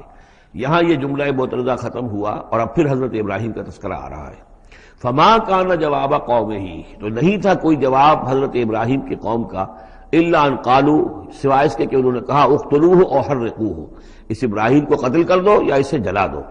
فانجاہ اللہ من النار، تو اللہ تعالیٰ نے انہیں نجات دی آگ سے۔ ان فی ذلک لآیات لقوم یؤمنون، اور یقیناً اس میں نشانیاں ہیں ان لوگوں کے لیے جو ایمان رکھتے ہیں۔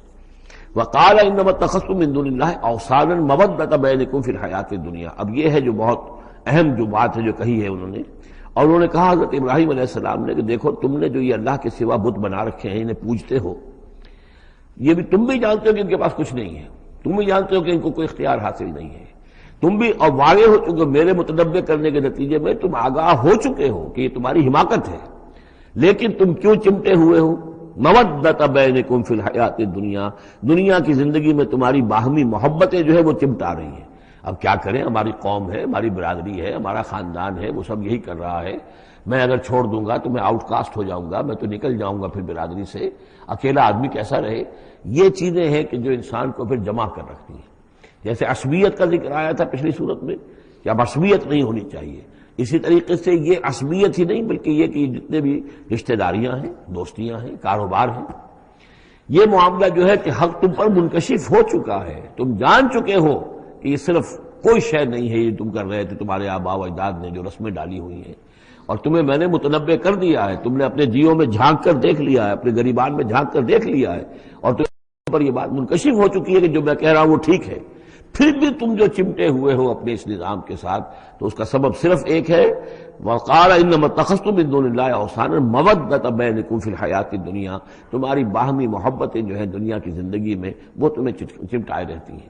یہی معاملہ ہے اس دنیا میں جب کوئی تحریک اٹھتی ہے اللہ کے دین کے کام کرنے کے لیے، اور بہت مخلص لوگ اس میں شامل ہوتے ہیں، محنت کرتے ہیں، کوشش کرتے ہیں۔ فرض کیجئے کسی شخص سے کوئی غلطی ہو گئی، کوئی غلط رخ مڑ گئی تحریک، اب وہ تحریک جو ہے وہ کافی عرصے کے بعد اس کے اثرات ظاہر ہوئے، اس کے نتائج جو ہے لوگوں کے سامنے آ رہے ہیں، محسوس بھی ہو جاتا ہے کہ یہ واقعتاً ہم کسی غلط راستے پر آ گئے ہیں، لیکن یہ کہ پھر وہ ایک عصبیت جماعتی ایسی پیدا ہو جاتی ہے کہ سب کچھ ماننے کے باوجود پھر اس جماعت کو چھوڑنے کو تیار نہیں ہوتے۔ ہماری دوستیاں ہیں، ہماری رشتہ داریاں ہیں، ہمارے کاروباری تعلقات ہیں، یا یہ کہ کچھ لوگوں کے تو اپنے مفادات بھی اس میں شامل ہو جاتے ہیں، اس لیے کہ کچھ عرصے کے بعد ہر جماعت جو ہے وہ ایک فرقہ بن جاتی ہے۔ جیسے کہ آپ کو معلوم ہے کہ اللہ تعالیٰ نے اس امت کے لیے جو ہے وہ 3 چیزوں کا بندوبست کیا ہے ختم نبوت کے خلا کو پر کرنے کے لیے۔ نبوت ختم ہو گئی محمد الرسول اللہ پر، تو جو خلا پیدا ہوا وہ 3 چیزوں سے پر ہوا۔ نمبر 1، قرآن کی حفاظت کا ذمہ اللہ نے لے لیا، جب نہ تورات کا لیا تھا نہ انجیل کا لیا تھا۔ نمبر 2، ہر صدی میں مجددین کے اٹھانے کا اہتمام کر لیا، ایسے لوگ اٹھاتے رہے، نبی تو نہیں ہوں گے، وہی نہیں آئے گی، لیکن وہ دین کو تازہ کریں گے، دین کی حقیقی تعلیمات جو لوگ بھول چکے ہوں گے دوبارہ یاد دلائیں گے، دین کی اصل حقائق کی طرف متوجہ کریں گے۔ اور تیسرے یہ کہ ایک جماعت ضرور قائم رہے گی حق پر، لا تزال فی امتی طائفۃ قائمین علی الحق۔ اب ہوتا کیا ہے، ایک صدی میں کوئی ایک مجدد اٹھا، اس نے محنت کی، کوشش کی، جد و جہد کی، کچھ لوگ اس کے گرد آ گئے، جمع ہو گئے، اعوان و انصار ہو گئے، وہ ایک جماعت بن گئے۔ لیکن یہ کہ اگلی نسل میں کیا ہوگا، یہ لوگ جو آئے تھے اس کے ساتھ، یہ تو آئے تھے فیس ویلیو پر اس کو قبول کرنے کی، یہ دعوت صحیح ہے، لیکن ان کی اولاد اب اس لیے چمٹ رہی ہے کہ ہمارے والد تھے اس جماعت میں۔ اب یہ عصبیت کا ایک سلسلہ شروع ہوا۔ تیسری نسل میں آ کر پھر یہ ہو جاتا ہے اتنے عرصے میں اس جماعت کا ایک حلقہ بن گیا، اس کے آپس کے دوستیاں ہیں، تعلقات ہیں، لین دین بھی ہے، رشتہ داریاں بھی ہو گئی ہیں، لہذا وہ ایک فرقے کی شکل اختیار کر لیتے ہیں۔ اب اس فرقے کے ساتھ چمٹ کر لوگ رہتے ہیں، لیکن پھر اللہ تعالیٰ کسی اور کو اٹھاتا ہے، اور پھر کوئی اللہ کا بندہ جو ہے اسی کام کو اثر نو شروع کرتا ہے۔ یہی ہوتا آیا ہے، اسی لیے ہر صدی میں مجددین، اس لیے کہ تیسری نسل میں آ کر دعوت جو ہے وہ لازماً اس کے اندر خرابی پیدا ہو جاتی ہے۔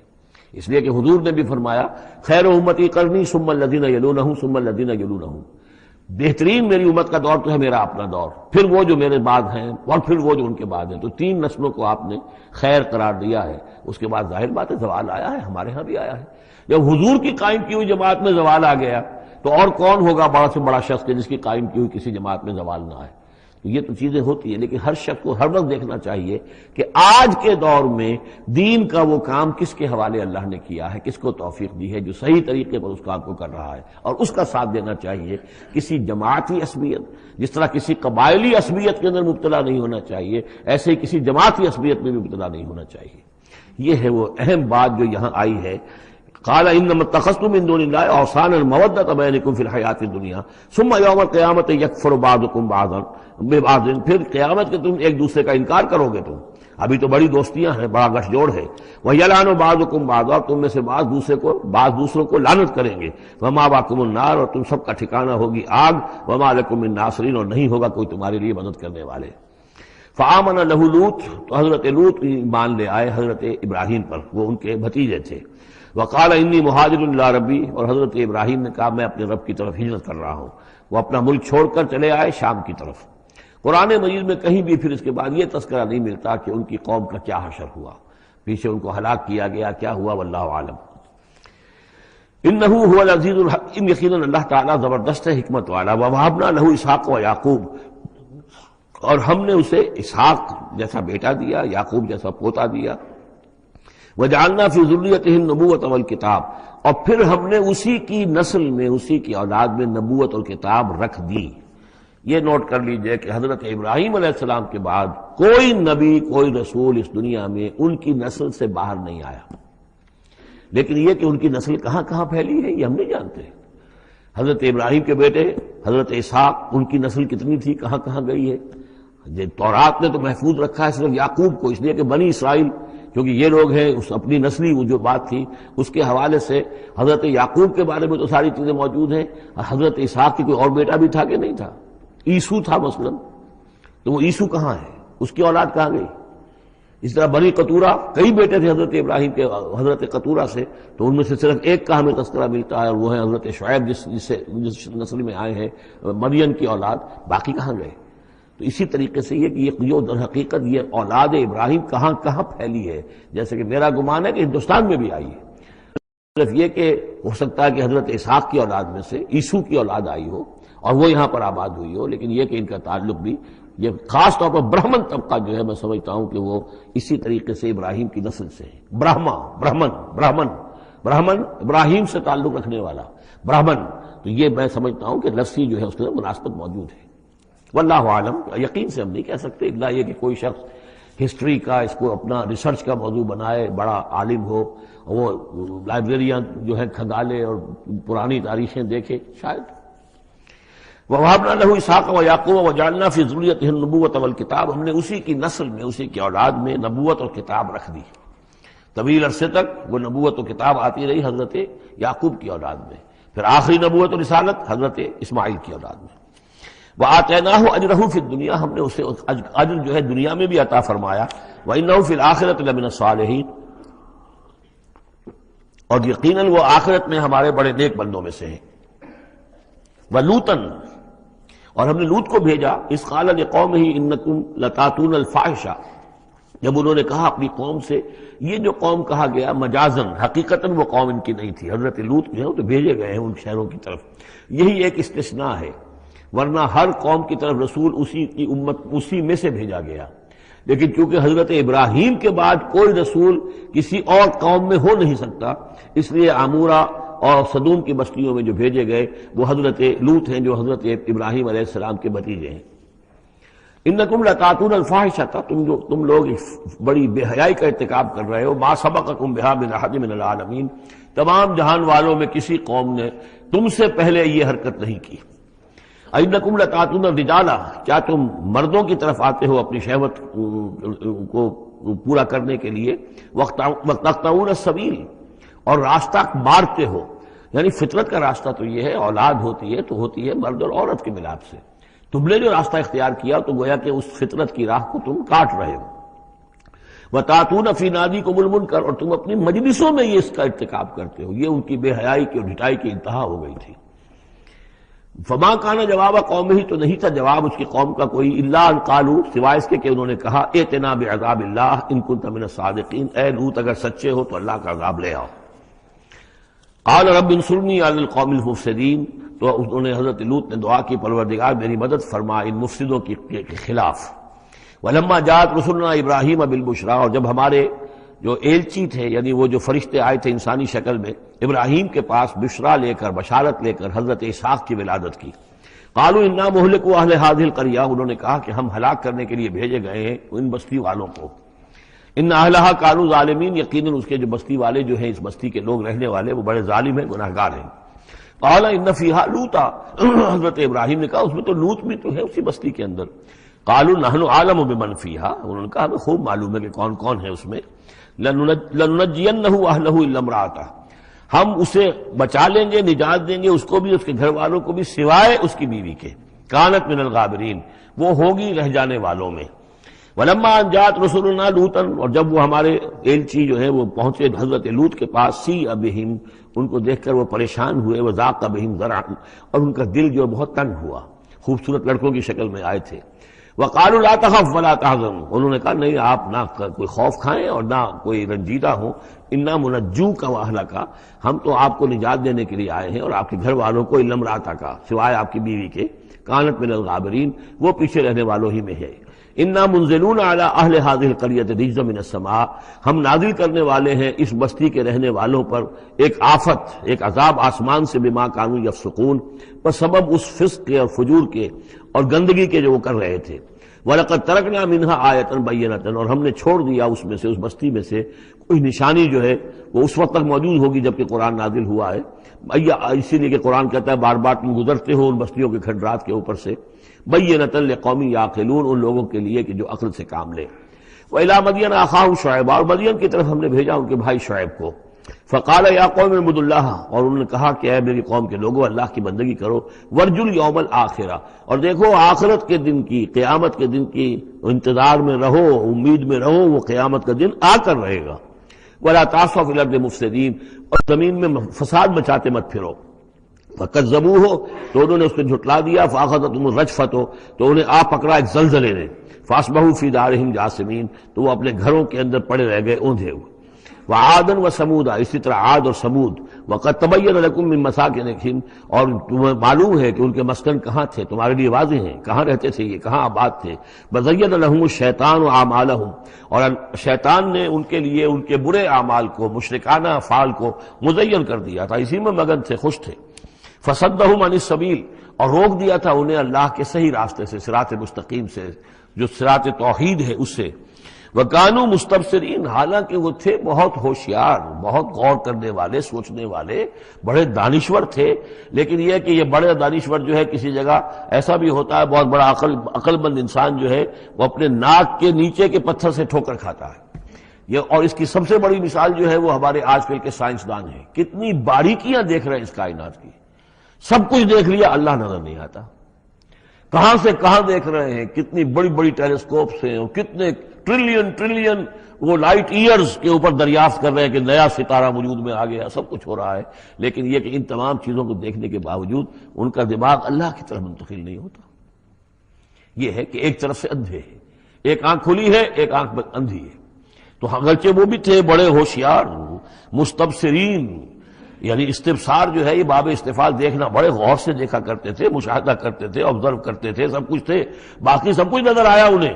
ڈھونڈنے والا ستاروں کی گزرگاہوں کا اپنے افکار کی دنیا میں سفر کر نہ سکا، وہ ساری جو ہے وہ ستاروں کی گزرگاہیں جو ہے ان کی تحقیق ہو رہی ہے، لیکن یہ کہ میں خود کون ہوں، کہاں سے آیا ہوں، کہاں جا رہا ہوں، میری زندگی کا مال کیا ہے، اس کا مقصد کیا ہے، بس پیدا ہونا، کھانا پینا، جانوروں کی طرح رہنا اور ختم ہو جانا۔ Is that all? Is death the end of our existence? کیا موت پر ہمارے وجود کا خاتمہ ہو جائے گا؟ تو کیا زندگی ہوئی، عمر دراز مانگ کے لائے تھے 4 دن، 2 آرزو میں کٹ گئے، 2 انتظار میں، کتنا وقت تو گزر گیا، بچپن کے اندر ابھی فہم ہی نہیں تھا، لڑکپن ہے، اس کے بعد نوجوانی ہے، اس کے کچھ اپنے ہی اور جو ہے اس کی کیفیات ہوتی ہیں۔ جب ذرا ہوش اور شعور آیا ہے، ایک ذرا ہوش میں آنے کے خطا کار ہیں ہم، اور اس کے بعد پھر بڑھاپا آ گیا، اور اس کے بعد جو ہے کہ لا یعلم من بعد علم شیئا، بس یہی زندگی ہے، یہ اشرف المخلوقات ہے، یہ مسجود ملائک کی زندگی یہ ہے؟ نہیں، اصل زندگی تو ہے تو اسے پیمانہ امروز و فردا سے نہ ناپ، جاویداں پہ ہم دواں ہر دم جواں ہے زندگی، وہ زندگی تو ابدی ہے۔ یہ تو اس کا چھوٹا سا حصہ علیحدہ کر کے ایک امتحانی وقفہ بنا دیا ہے، اسے ایک امتحانی وقفہ ہے، 3 گھنٹے کا نہیں، 30 سال کا صحیح، بس اس کے علاوہ کچھ نہیں۔ کوانٹیٹیو فرق ہے، کوالیٹیٹیو نہیں۔ وَقَارُونَ وَفِرْعَوْنَ وَحَامَانَ، اور ہلاک کیا ہم نے قارون کو بھی اور فرعون کو بھی اور حامان کو بھی۔ وَلَقَدْ جَاءَهُم مُوسَىٰ بِالْبَيِّنَاتِ، ان کے پاس موسیٰ آئے تھے واضح تعلیمات لے کر۔ فَاسْتَكْبَرُوا فِي الْأَرْضِ، انہوں نے زمین میں تکبر کیا، وَمَا كَانُوا سَابِقِينَ، لیکن یہ کہ وہ ہماری پکڑ سے بچ کر نکل جانے والے نہیں تھے، ہم سے آگے نہیں نکل سکتے تھے۔ فَكُلًّا أَخَذْنَا بِذَنبِهِ، ہم نے سب کو پکڑا ان کے گناہوں کی پاداش میں۔ فَمِنْهُمْ مَنْ أَرْسَلْنَا عَلَيْهِمْ حَاصِبًا، تو ان میں وہ بھی تھے کہ جن پر ہم نے ایسی زوردار ہوا بھیجی جس میں پتھراؤ تھا، وہ ہوا جو ہے ان پر پتھراؤ کر رہی تھی۔ تو یہ قوم لوط پر بھی ہوا ہے، اور بعض حضرات کے نزدیک قوم عاد پر بھی۔ سخرها عليهم 7 ليال و8 أيام حسوما فترى القوم فيها صرعا، ایک ایسی تیز آندھی آئی ہے، 7 راتیں اور 8 دن چلتی رہی کہ اس نے اٹھا کر پٹخا ہے، اور اس میں وہ کنکر بھی تھے، وہ بلٹس کا کام کر رہے تھے، جو اور سے بڑے پتھر تھے وہ کام کر رہے تھے، میزائلز کا، تو یہ سب کے سب ہلاک ہو گئے۔ فمنهم من ارسلنا علیہ حاصبا ومنهم من اخذته الصیحہ، اور ان میں سے وہ بھی تھے کہ جن کو ایک چنگھاڑ نے آ پڑا، آ پکڑا، یہ سمود اور اہل مدین تھے۔ وَمِنْهُمْ مَنْ خَسَفْنَا بِهِ الْأَرْضِ، ان میں وہ بھی تھے کہ جنہیں ہم نے زمین میں دھسا دیا۔ یہ قارون کا معاملہ ہے جو سورہ قصص میں آ چکا ہے۔ وَمِنْهُمْ مَنْ أَغْرَقْنَا، اور وہ بھی تھے جنہیں ہم نے غرق کر دیا۔ اور غرق کرنے کے دو طریقے ہوئے، ایک تو یہ کہ جو قوم آباد تھی، قوم نوح جہاں تھی وہی غرق کیا، وہی کا وہی۔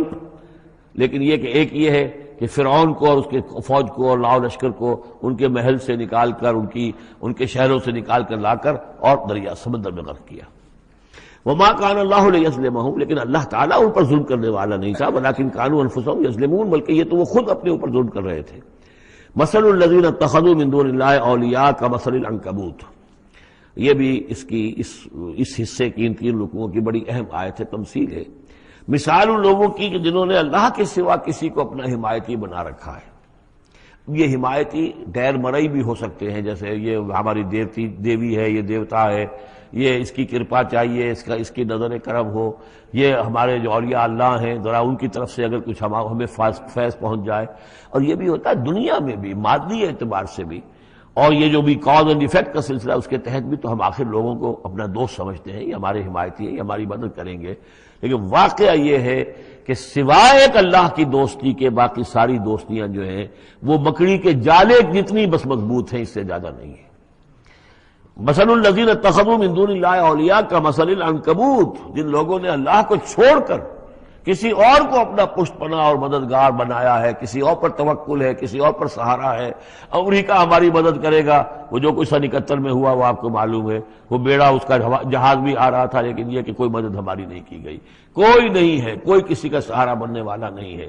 سہارا تو اگر کوئی ہے تو وہ اللہ ہے، لیکن اس کو تم نے چھوڑ دیا، اس کو سہارا نہیں بنایا۔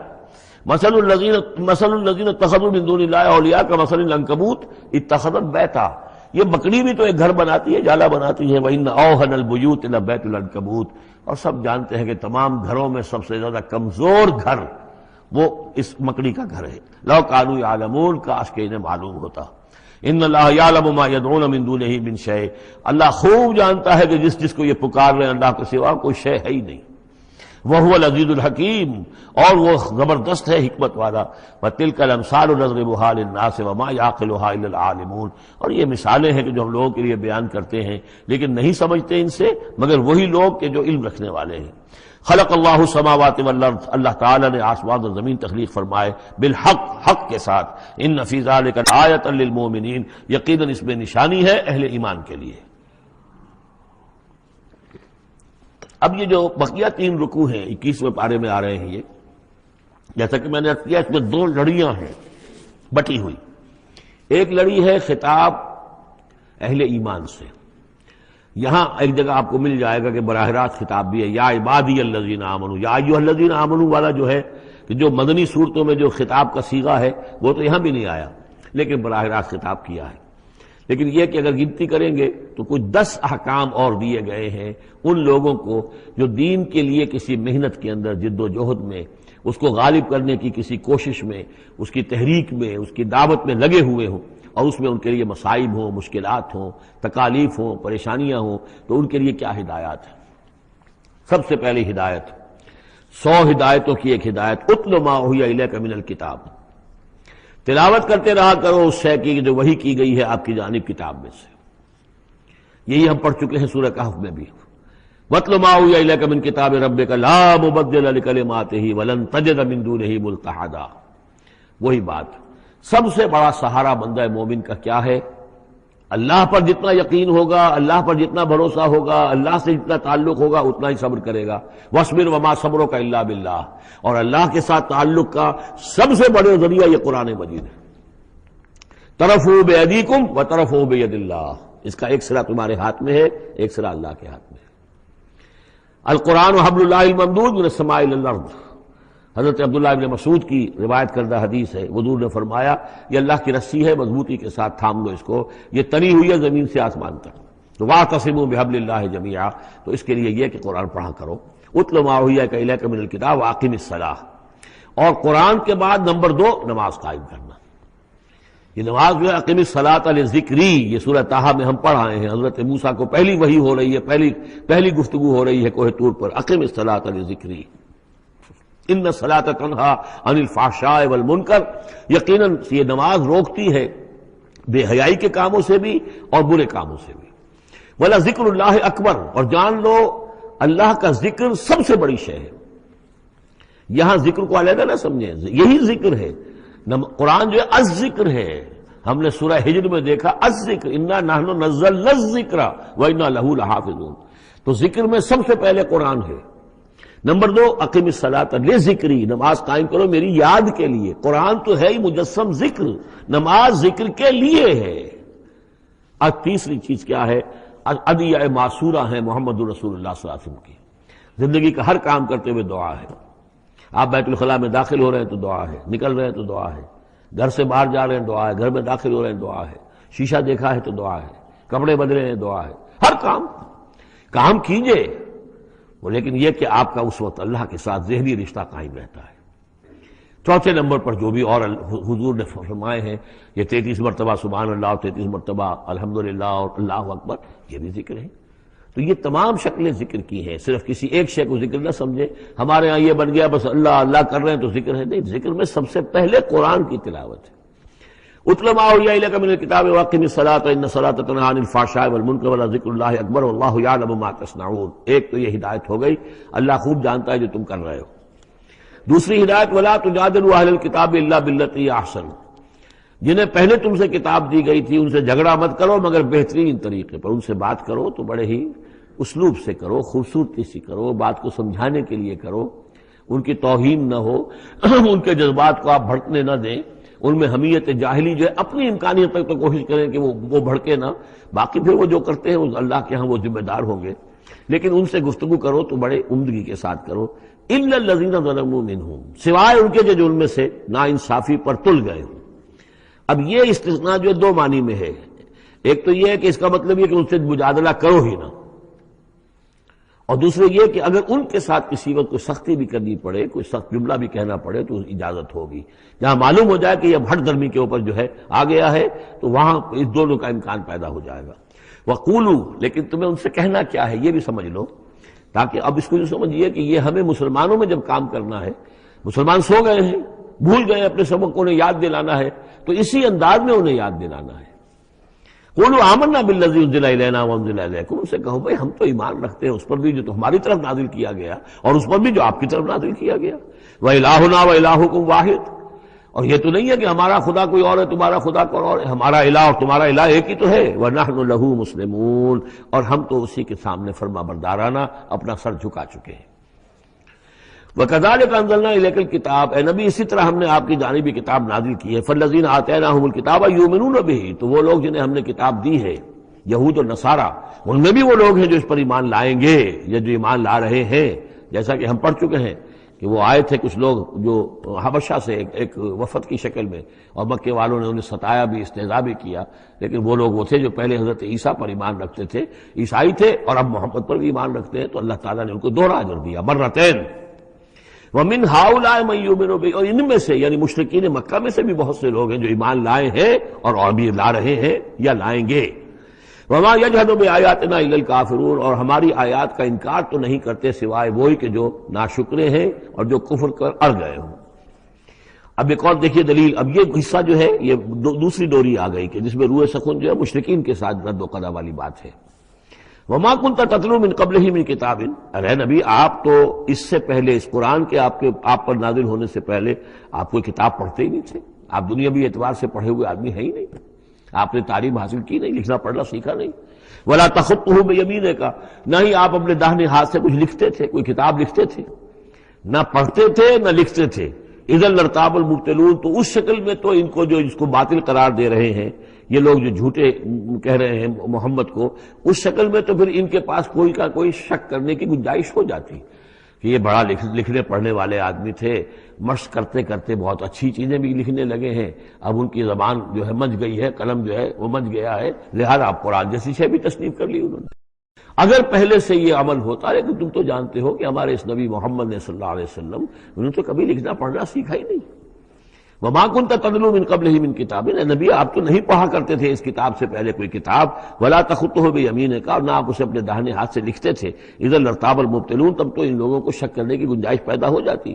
بل هو آیات بینات فی صدور الذین اوتوا العلم، بلکہ یہ تو آیات بینات ہیں بڑی روشن ان لوگوں کے سینوں میں جنہیں علم دیا گیا ہے، وہ جانتے ہیں سابقہ جو کتابوں والے ہیں۔ وما یجحد بآیاتنا الا الظالمون، اور ہماری آیات کا انکار نہیں کرتے مگر وہی جو ظالم ہیں۔ وقالوا لولا انزل علیہ آیات من ربہ، اور وہ کہتے ہیں کہ کیوں نہیں نازل کی جاتی ان کے اوپر کوئی نشانیاں ان کے رب کی طرف سے، وہی باتیں جو مستقل طور پر چلی آ رہی ہیں۔ قل انما الآیات من اللہ، نبی کہہ دیجئے نشانیوں کا اختیار کل کا کل اللہ کے ہاتھ میں ہے۔ وانما انا نذیر مبین، اور میں تو صرف واضح طور پر خبردار کر دینے والا ہوں۔ اولم یکفیہم انا انزلنا علیک الکتاب یتلی علیہم، کیا ان لوگوں کے لیے یہ نشانی کافی نہیں ہے کہ اے محمد ہم نے آپ پر یہ کتاب نازل کر دی ہے جو ان کو پڑھ کر سنائی جا رہی ہے؟ کیا یہ قرآن معجزہ نہیں ہے؟ کتنی مرتبہ ان کو چیلنج کیا گیا اس قرآن جیسی ایک صورت ہی بنا لاؤ، 10 صورتیں بنا لاؤ، کیا یہ معجزہ نہیں ہے؟ کیا یہ عاجز نہیں آ چکے ہیں؟ اولم یکفیہم، تو کیا یہ نشانی ان کے لیے کافی نہیں؟ اگر تو حق کا طالب ہو، ہدایت کا طالب ہو، تو یہ نشانی بھی کافی ہے۔ اولم یکفیہم انا انزلنا علیک الکتاب یتلی علیہم ان فی ذلک لرحمۃ وذکری لقوم یؤمنون، یقیناً اس میں رحمت ہے اور یاد دہانی ہے، تذکیر ہے ان لوگوں کے لیے کہ جو مانتے ہیں۔ قل کفی باللہ بینی و بین شہیدا بینکم شہیدا، کہہ دیجئے میرے اور تمہارے درمیان اللہ کافی ہے بطور گواہ، وہ جانتا ہے کہ اس نے مجھے رسول بنایا ہے، وہ جانتا ہے کہ قرآن اس نے مجھ پر نازل کیا ہے۔ یعلم ما فی السماوات والارض، وہ جانتا ہے جو کچھ کے آسمانوں میں اور زمین میں ہے۔ والذین آمنوا بالباطل، اور وہ لوگ جو باطل پر ایمان رکھتے ہیں، وکفروا باللہ، اور اللہ کا کفر کرتے ہیں، اولئک هم الخاسرون، یقیناً وہی لوگ ہوں گے جو خسارے پانے والے ہیں۔ ویستعجلونک بالعذاب، یہ جلدی مچا رہے ہیں کہ لے آؤ عذاب۔ ولولا اجل مسمى، اور اگر پہلے سے ایک وقت معین طے نہ ہو چکا ہوتا، لجاءهم العذاب، تو پھر ان پر عذاب آ چکا ہوتا۔ ولیاتینہم بغتۃ، اور وہ ان پر آئے گا تو اچانک آئے گا، وہم لا یشعرون، اور انہیں پتہ بھی نہیں ہوگا۔ یستعجلونک بالعذاب، یہ نبی پھر دوبارہ یہ الفاظ آئے، نوٹ کیجئے، بہت لطیف بات ہے، یہ عذاب کی جلدی مچا رہے ہیں۔ وَإِنَّ جَهَنَّمَ مُحِيطَةٌ بِالْكَافِرِينَ، حالانکہ جہنم ان کا احاطہ کر چکی ہے۔ یہ ایسے ہی ہے کہ جیسے کسی شہر کے باہر دشمن آ چکا ہو اور اس نے محاصرہ کر لیا ہو، شہر والوں کو پتہ ہی نہ ہو۔ تو اس طریقے سے وہ چونکہ غیر مرئی ہے، جہنم نظر نہیں آ رہی، ورنہ حقیقت میں تو جہنم ان کا احاطہ کر چکی ہے۔ یوم یغشاہم العذاب، جس دن کے عذاب ان کو آ کر ڈھانپ لے گا، ان پر چھا جائے گا، من فوقہم ومن تحت ارجلہم، ان کے اوپر سے بھی اور ان کے نیچے سے بھی، ان کے قدموں کے نیچے سے بھی۔ ویقول ذوقوا ما کنتم تعملون، اور پھر کہا جائے گا چکھو اپنے کرتوتوں کا مزہ۔ اب یہاں وہ تیسری ہدایت آ رہی، دو پہلے میں نے گنوائی تھی، اتل ما اوحی الیک من کتاب ربک من الکتاب واقم الصلاۃ ان الصلاۃ تنہی عن الفحشاء والمنکر ولذکر اللہ اکبر۔ دوسری ولا تجادلوا اہل الکتاب الا بالتی ہی احسن الا الذین ظلموا منہم۔ اب دیکھیے تیسری، یا عبادی الذین آمنوا ان ارضی واسعۃ فایای فاعبدون، اے میرے وہ بندو جو ایمان لائے ہو۔ پورے مکی قرآن میں یہ آیت ہے براہ راست خطاب، اور یا آئے گی آگے چل کر یا عبادی الذین اسرفوا علی انفسہم، بس۔ یا ایھا الذین آمنوا، یہ مکی مدنی دور کی اصطلاح ہے۔ یا عبادی الذین آمنوا، بڑا اس میں جو ہے نا بڑی عنایت ہے، شفقت ہے، اے میرے وہ بندو جو مجھ پر ایمان لائے ہو۔ ان ارضی واسعۃ، میری زمین بڑی کشادہ ہے۔ کیا معنی ہے؟ اگر مکے میں تم پر تمہارا قافیہ تنگ کر دیا گیا ہے، اگر مکے میں زندگی تمہارے لیے محال کر دی گئی ہے توحید پر رہتے ہوئے، چھوڑ دو اس مکے کو۔ یہ ہجرت کا اشارہ ہے۔ در حقیقت ہجرت حبشہ جو ہے یہ اس کی طرف رہنمائی ہے اس آیت کے اندر، کہ چلے جاؤ، اگر یہاں برداشت سے باہر ہو رہا ہے، تمہارے لیے ناقابل برداشت اگر ہو رہا ہے یہاں کا معاملہ، اور نہیں مزید تو ہندر پاتے، تو اس ملک کو چھوڑ، اس جگہ کو چھوڑ دو۔ یا عبادی الذین آمنوا ان ارضی واسعۃ، میری زمین بڑی کشادہ ہے، فایای فاعبدون، بس صرف میری ہی بندگی کرو۔ چوتھی ہدایت، کل نفس ذائقۃ الموت، دیکھو موت تو آنی ہی آنی ہے، آج آ جائے کل آ جائے، آج نہ آئے کل آ جائے گی۔ آخر عمار اور یاسر کو ابو جہل نے اگر فرض کرو کہ ذبح کر دیا ہے، تو فرض کیجئے کہ چند دن اور جیتے تو موت تو پھر بھی آنی تھی نا۔ تو کل نفس ذائقۃ الموت، اگر یہ بات ذہن میں رہے کہ موت تو آنی ہی آنی ہے، آج نہیں تو کل، تو پھر بھی انسان جو ہے اس کے اندر ہمت بنی رہے گی کہ میں خام کا اپنی زندگی بچانے کے لیے حق کو چھوڑوں اور باطل سے ساز باز کروں، اس سے مصالحت کروں۔ ثم الینا ترجعون، اور پھر تم ہماری طرف لوٹا دیے جاؤ گے۔ پانچویں بات، والذین آمنوا وعملوا الصالحات لنبوئنہم من الجنۃ غرفا، ہمارے اس وعدے پر پختہ یقین رکھو کہ جو ایمان لائیں گے اور نیک عمل کریں گے ہم لازماً ان کو جگہ دیں گے اس جنت کے بالا خانوں میں، جو سورہ فرقان کے آخری رکوع میں آیا تھا، اولئک یجزون الغرفۃ بما صبروا، انہیں غرفہ بالا خانہ ملے گا۔ تو من الجنت غرفاً، جروں کے بالا خانے ملیں گے جنت کے، تجری من تحت الانہار خالدین فیہا، جس کے نیچے ندیاں بہتی ہوں گی، اس میں وہ ہمیشہ ہمیشہ رہیں گے۔ نعم اجر العاملین، کیا ہی اچھا ہوگا عمل کرنے والوں کا اجر۔ چھٹی بات، الذین صبروا وعلی ربہم یتوکلون، وہ لوگ کہ جو صبر کریں اور اپنے رب پر توکل کریں۔ صبر کرو اور توکل کرو، دو ہی چیزیں ہیں، جو آئے جھیلو، صبر کرو، برداشت کرو، اور جو کچھ کرنا ہے اس میں توکل اللہ پر ہو، اپنی ذات پر نہیں، اپنی طاقت پر نہیں، اپنی صلاحیت پر نہیں، اپنی ذہانت پر نہیں، اپنی فطانت پر نہیں، اپنی لیاقت پر نہیں، سارا توکل اللہ، نہ مادی اسباب و وسائل پر۔ اگلی ہدایت اور آ رہی ہے، وَكَأَيٍّ مِّن دَابَّةٍ لَّا تَحْمِلُ رِزْقَهَا، یہ بھی نہ سمجھو کہ تمہارا رزق جو ہے کسی کے قبضے میں ہے وہ روک دے گا، اور تمہیں کیا کھاؤ گے کیا پیو گے۔ وَكَأَيٍّ مِّن دَابَّةٍ، تم دیکھتے نہیں کتنے حیوانات ہیں زمین میں، لا تحمل رزقها، کیا وہ اپنا رزق اٹھائے پھرتے ہیں؟ بڑا پیارے الفاظ ہیں انجیل میں، متی کی انجیل میں حضرت مسیح علیہ السلام کا جو پہاڑی کا واعظ ہے، اس میں انہوں نے اپنے شاگردوں سے خطاب کر کے کہا، کیوں فکر کرتے ہو کہ کیا کھاؤ گے کیا پیو گے؟ جنگل کی چڑیوں کو نہیں دیکھتے؟ نہ وہ کاشت کرتی ہیں، نہ ہل چلاتی ہیں، نہ بیج بوتی ہیں، نہ فصل کاٹ کر کہیں رکھتی ہیں، نہ کھٹے بھرتی ہیں، پھر بھی میں تم سے کہتا ہوں کہ وہ خالی پیٹ صبح گھر سے نکلتی ہیں، شام کو آسودہ ہو کر آ جاتی ہیں۔ تو جو رب تمہارا جو رب ان کو چڑیوں کو کھلا رہا ہے وہ تمہیں نہیں کھلائے گا؟ اور کیوں فکر کرتے ہو کہ کیا پہنو گے، لباس کہاں سے ملے گا؟ جنگل کی سوسن کو نہیں دیکھتے کہ جتنا خوبصورت لباس اس کو اللہ نے دیکھ رکھا ہے، یہ جو بھی پودے ہیں اور جو پھول ہیں ان کے، تو سلیمان بھی اپنی ساری شان و شوکت کے باوجود ویسا ملبس نہ تھا، ویسا خوبصورت لباس تو سلیمان کو بھی میسر نہیں تھا جو اللہ نے ان پھولوں کو دے رکھا ہے۔ تو غور کرو، جو وہ زمین کی اس گھاس پھوس کو، ان پودوں کو اس قدر حسین لباس دے رہا ہے، عمدہ لباس دے رہا ہے، جو ابھی ہیں اور کل نہیں ہوں گے، یا یہ کہ کاٹ کر اور وہ چولہوں میں جلا دی جائے گی گھاس، تو کیا وہ تمہیں نہیں پہنائے گا؟ لیکن تم یقین نہیں کرتے۔ توکل اور ایمان، یہ دونوں چیزیں ساتھ ساتھ جائیں گی۔ جتنا اللہ پر ایمان ہے اتنا ہی توکل ہوگا، جتنا ایمان کمزور ہے توکل بھی نہیں ہو سکے گا۔ تو الذین صبروا علی ربہم یتوکلون وکأی من دابۃ لا تحمل رزقها، یہ سارے جو ہیں چوپائے اپنا رزق لیے نہیں پھرتے، اللہ یرزقها وایاکم، اللہ انہیں بھی رزق دیتا ہے تمہیں بھی دے گا، وہو السمیع العلیم، اور یقیناً وہ سب کچھ سننے والا جاننے والا ہے۔ ایسا نہیں کہ اسے معلوم نہ ہو کہ میرا بندہ بھوکا ہے، میرا وفادار، میرا سپاہی، میرے دین کے لیے کام کرنے والا، اسے یہ معلوم نہ ہو کہ اس کو احتیاج ہے، اس کی کوئی ضرورت ہے، وہ نہ معلوم کس کے دل میں ڈالے گا کہ جو اس کے لیے ذریعہ بنا دے گا اس کو، اور اس کی ضرورت پوری ہو جائے گی۔ اب اس کے بعد وہ دوسری کڑی آ گئی کہ جس میں پھر اب وہ مشرکین مکہ سے، وَلَئِن سَأَلْتَهُم مَّنْ خَلَقَ السَّمَاوَاتِ وَالْأَرْضَ وَسَخَّرَ الشَّمْسَ وَالْقَمَرَ، اور ان سے آپ پوچھیں گے کس نے پیدا کیا آسمان اور زمین اور کس نے مسخر کیا سورج اور چاند کو، لَيَقُولُنَّ اللَّهُ، وہ کہیں گے اللہ نے، فَأَنَّىٰ يُؤْفَكُونَ، پھر کہاں سے یہ لوٹا دیے جاتے ہیں۔ اللہ یبسط الرزق لمن یشاء من عباده ویقدر له، یہ اللہ ہی ہے کہ جو اپنے بندوں میں سے جس کے لیے چاہتا ہے رزق کو کشادہ کر دیتا ہے، اور جس کے لیے چاہتا ہے ماپ تول کر دیتا ہے، کم کر دیتا ہے۔ ان اللہ بکل شیء علیم، یقیناً اللہ تعالیٰ ہر چیز کا علم رکھتا ہے۔ وَلَئِن سَأَلْتَهُم مَّن نَّزَّلَ مِنَ السَّمَاءِ مَاءً فَأَحْيَا بِهِ الْأَرْضَ مِن بَعْدِ مَوْتِهَا، اور اگر آپ ان سے پوچھیں گے کس نے برسایا آسمان سے پانی اور زندہ کیا زمین کو اس کے مردہ ہو جانے کے بعد، لَيَقُولُنَّ اللَّهُ، وہ کہیں گے فوراً اللہ نے کیا۔ قُلِ الْحَمْدُ لِلَّهِ، کہو پھر کل حمد کل شکر بھی اللہ ہی کے لیے ہے، بل اکثرہم لا یعقلون، لیکن یہ لوگ، ان کی اکثریت عقل سے کام نہیں لیتی۔ اب اگلی اور ہدایت آ رہی اہل ایمان کے لیے، وما هذه الحیاۃ الدنیا الا لہو ولعب وان الدار الآخرۃ لہی الحیوان لو کانوا یعلمون۔ دیکھو مسلمانوں، یہ دنیا کی زندگی تو کھیل کود کے سوا کچھ نہیں، کھیل ہے، کچھ جی کا بہلا لینا ہے، یہ ڈرامہ ہے جو ہو رہا ہے۔ یہاں بادشاہ ہوتا ہے کچھ عرصے کے لیے، بادشاہ جیسے ڈرامے میں بادشاہ ہوتا ہے، لیکن جب مرے گا تو کیا وہ بادشاہت کہاں رہ جائے گی؟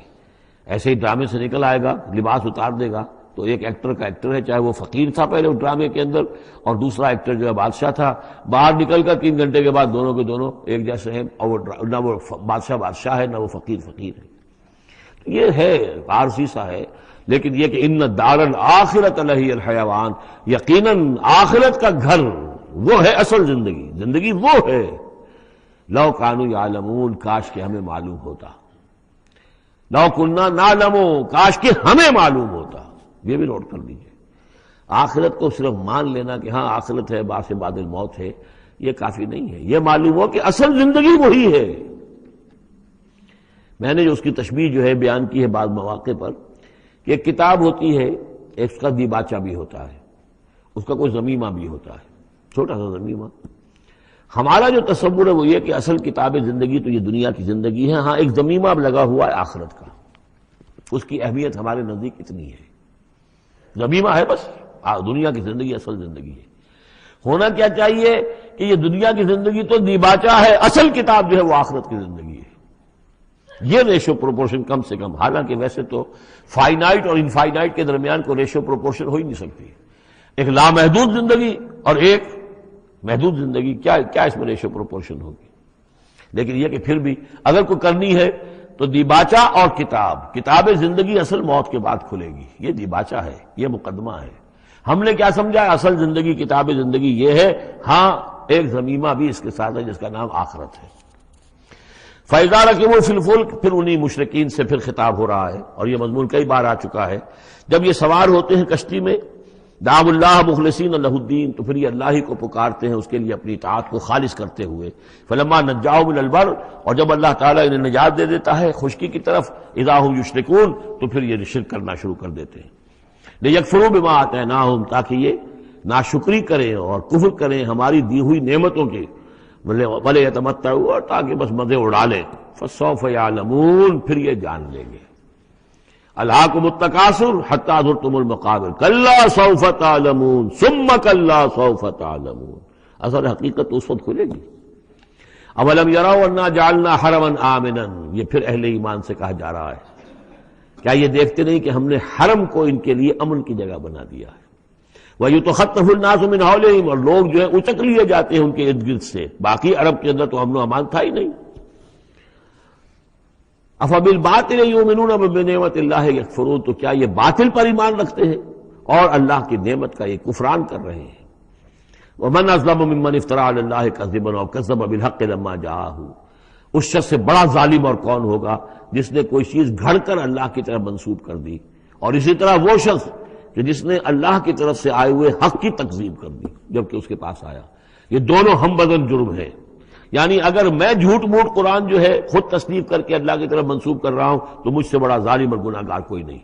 لیکن یہ بھی سوچ لو، اگر واقعتاً یہ اللہ کا کلام ہے جو میں تمہارے سامنے پیش کر رہا ہوں اور تم اس کی تکذیب کر رہے ہو تو تم سے بڑا ظالم کوئی نہیں۔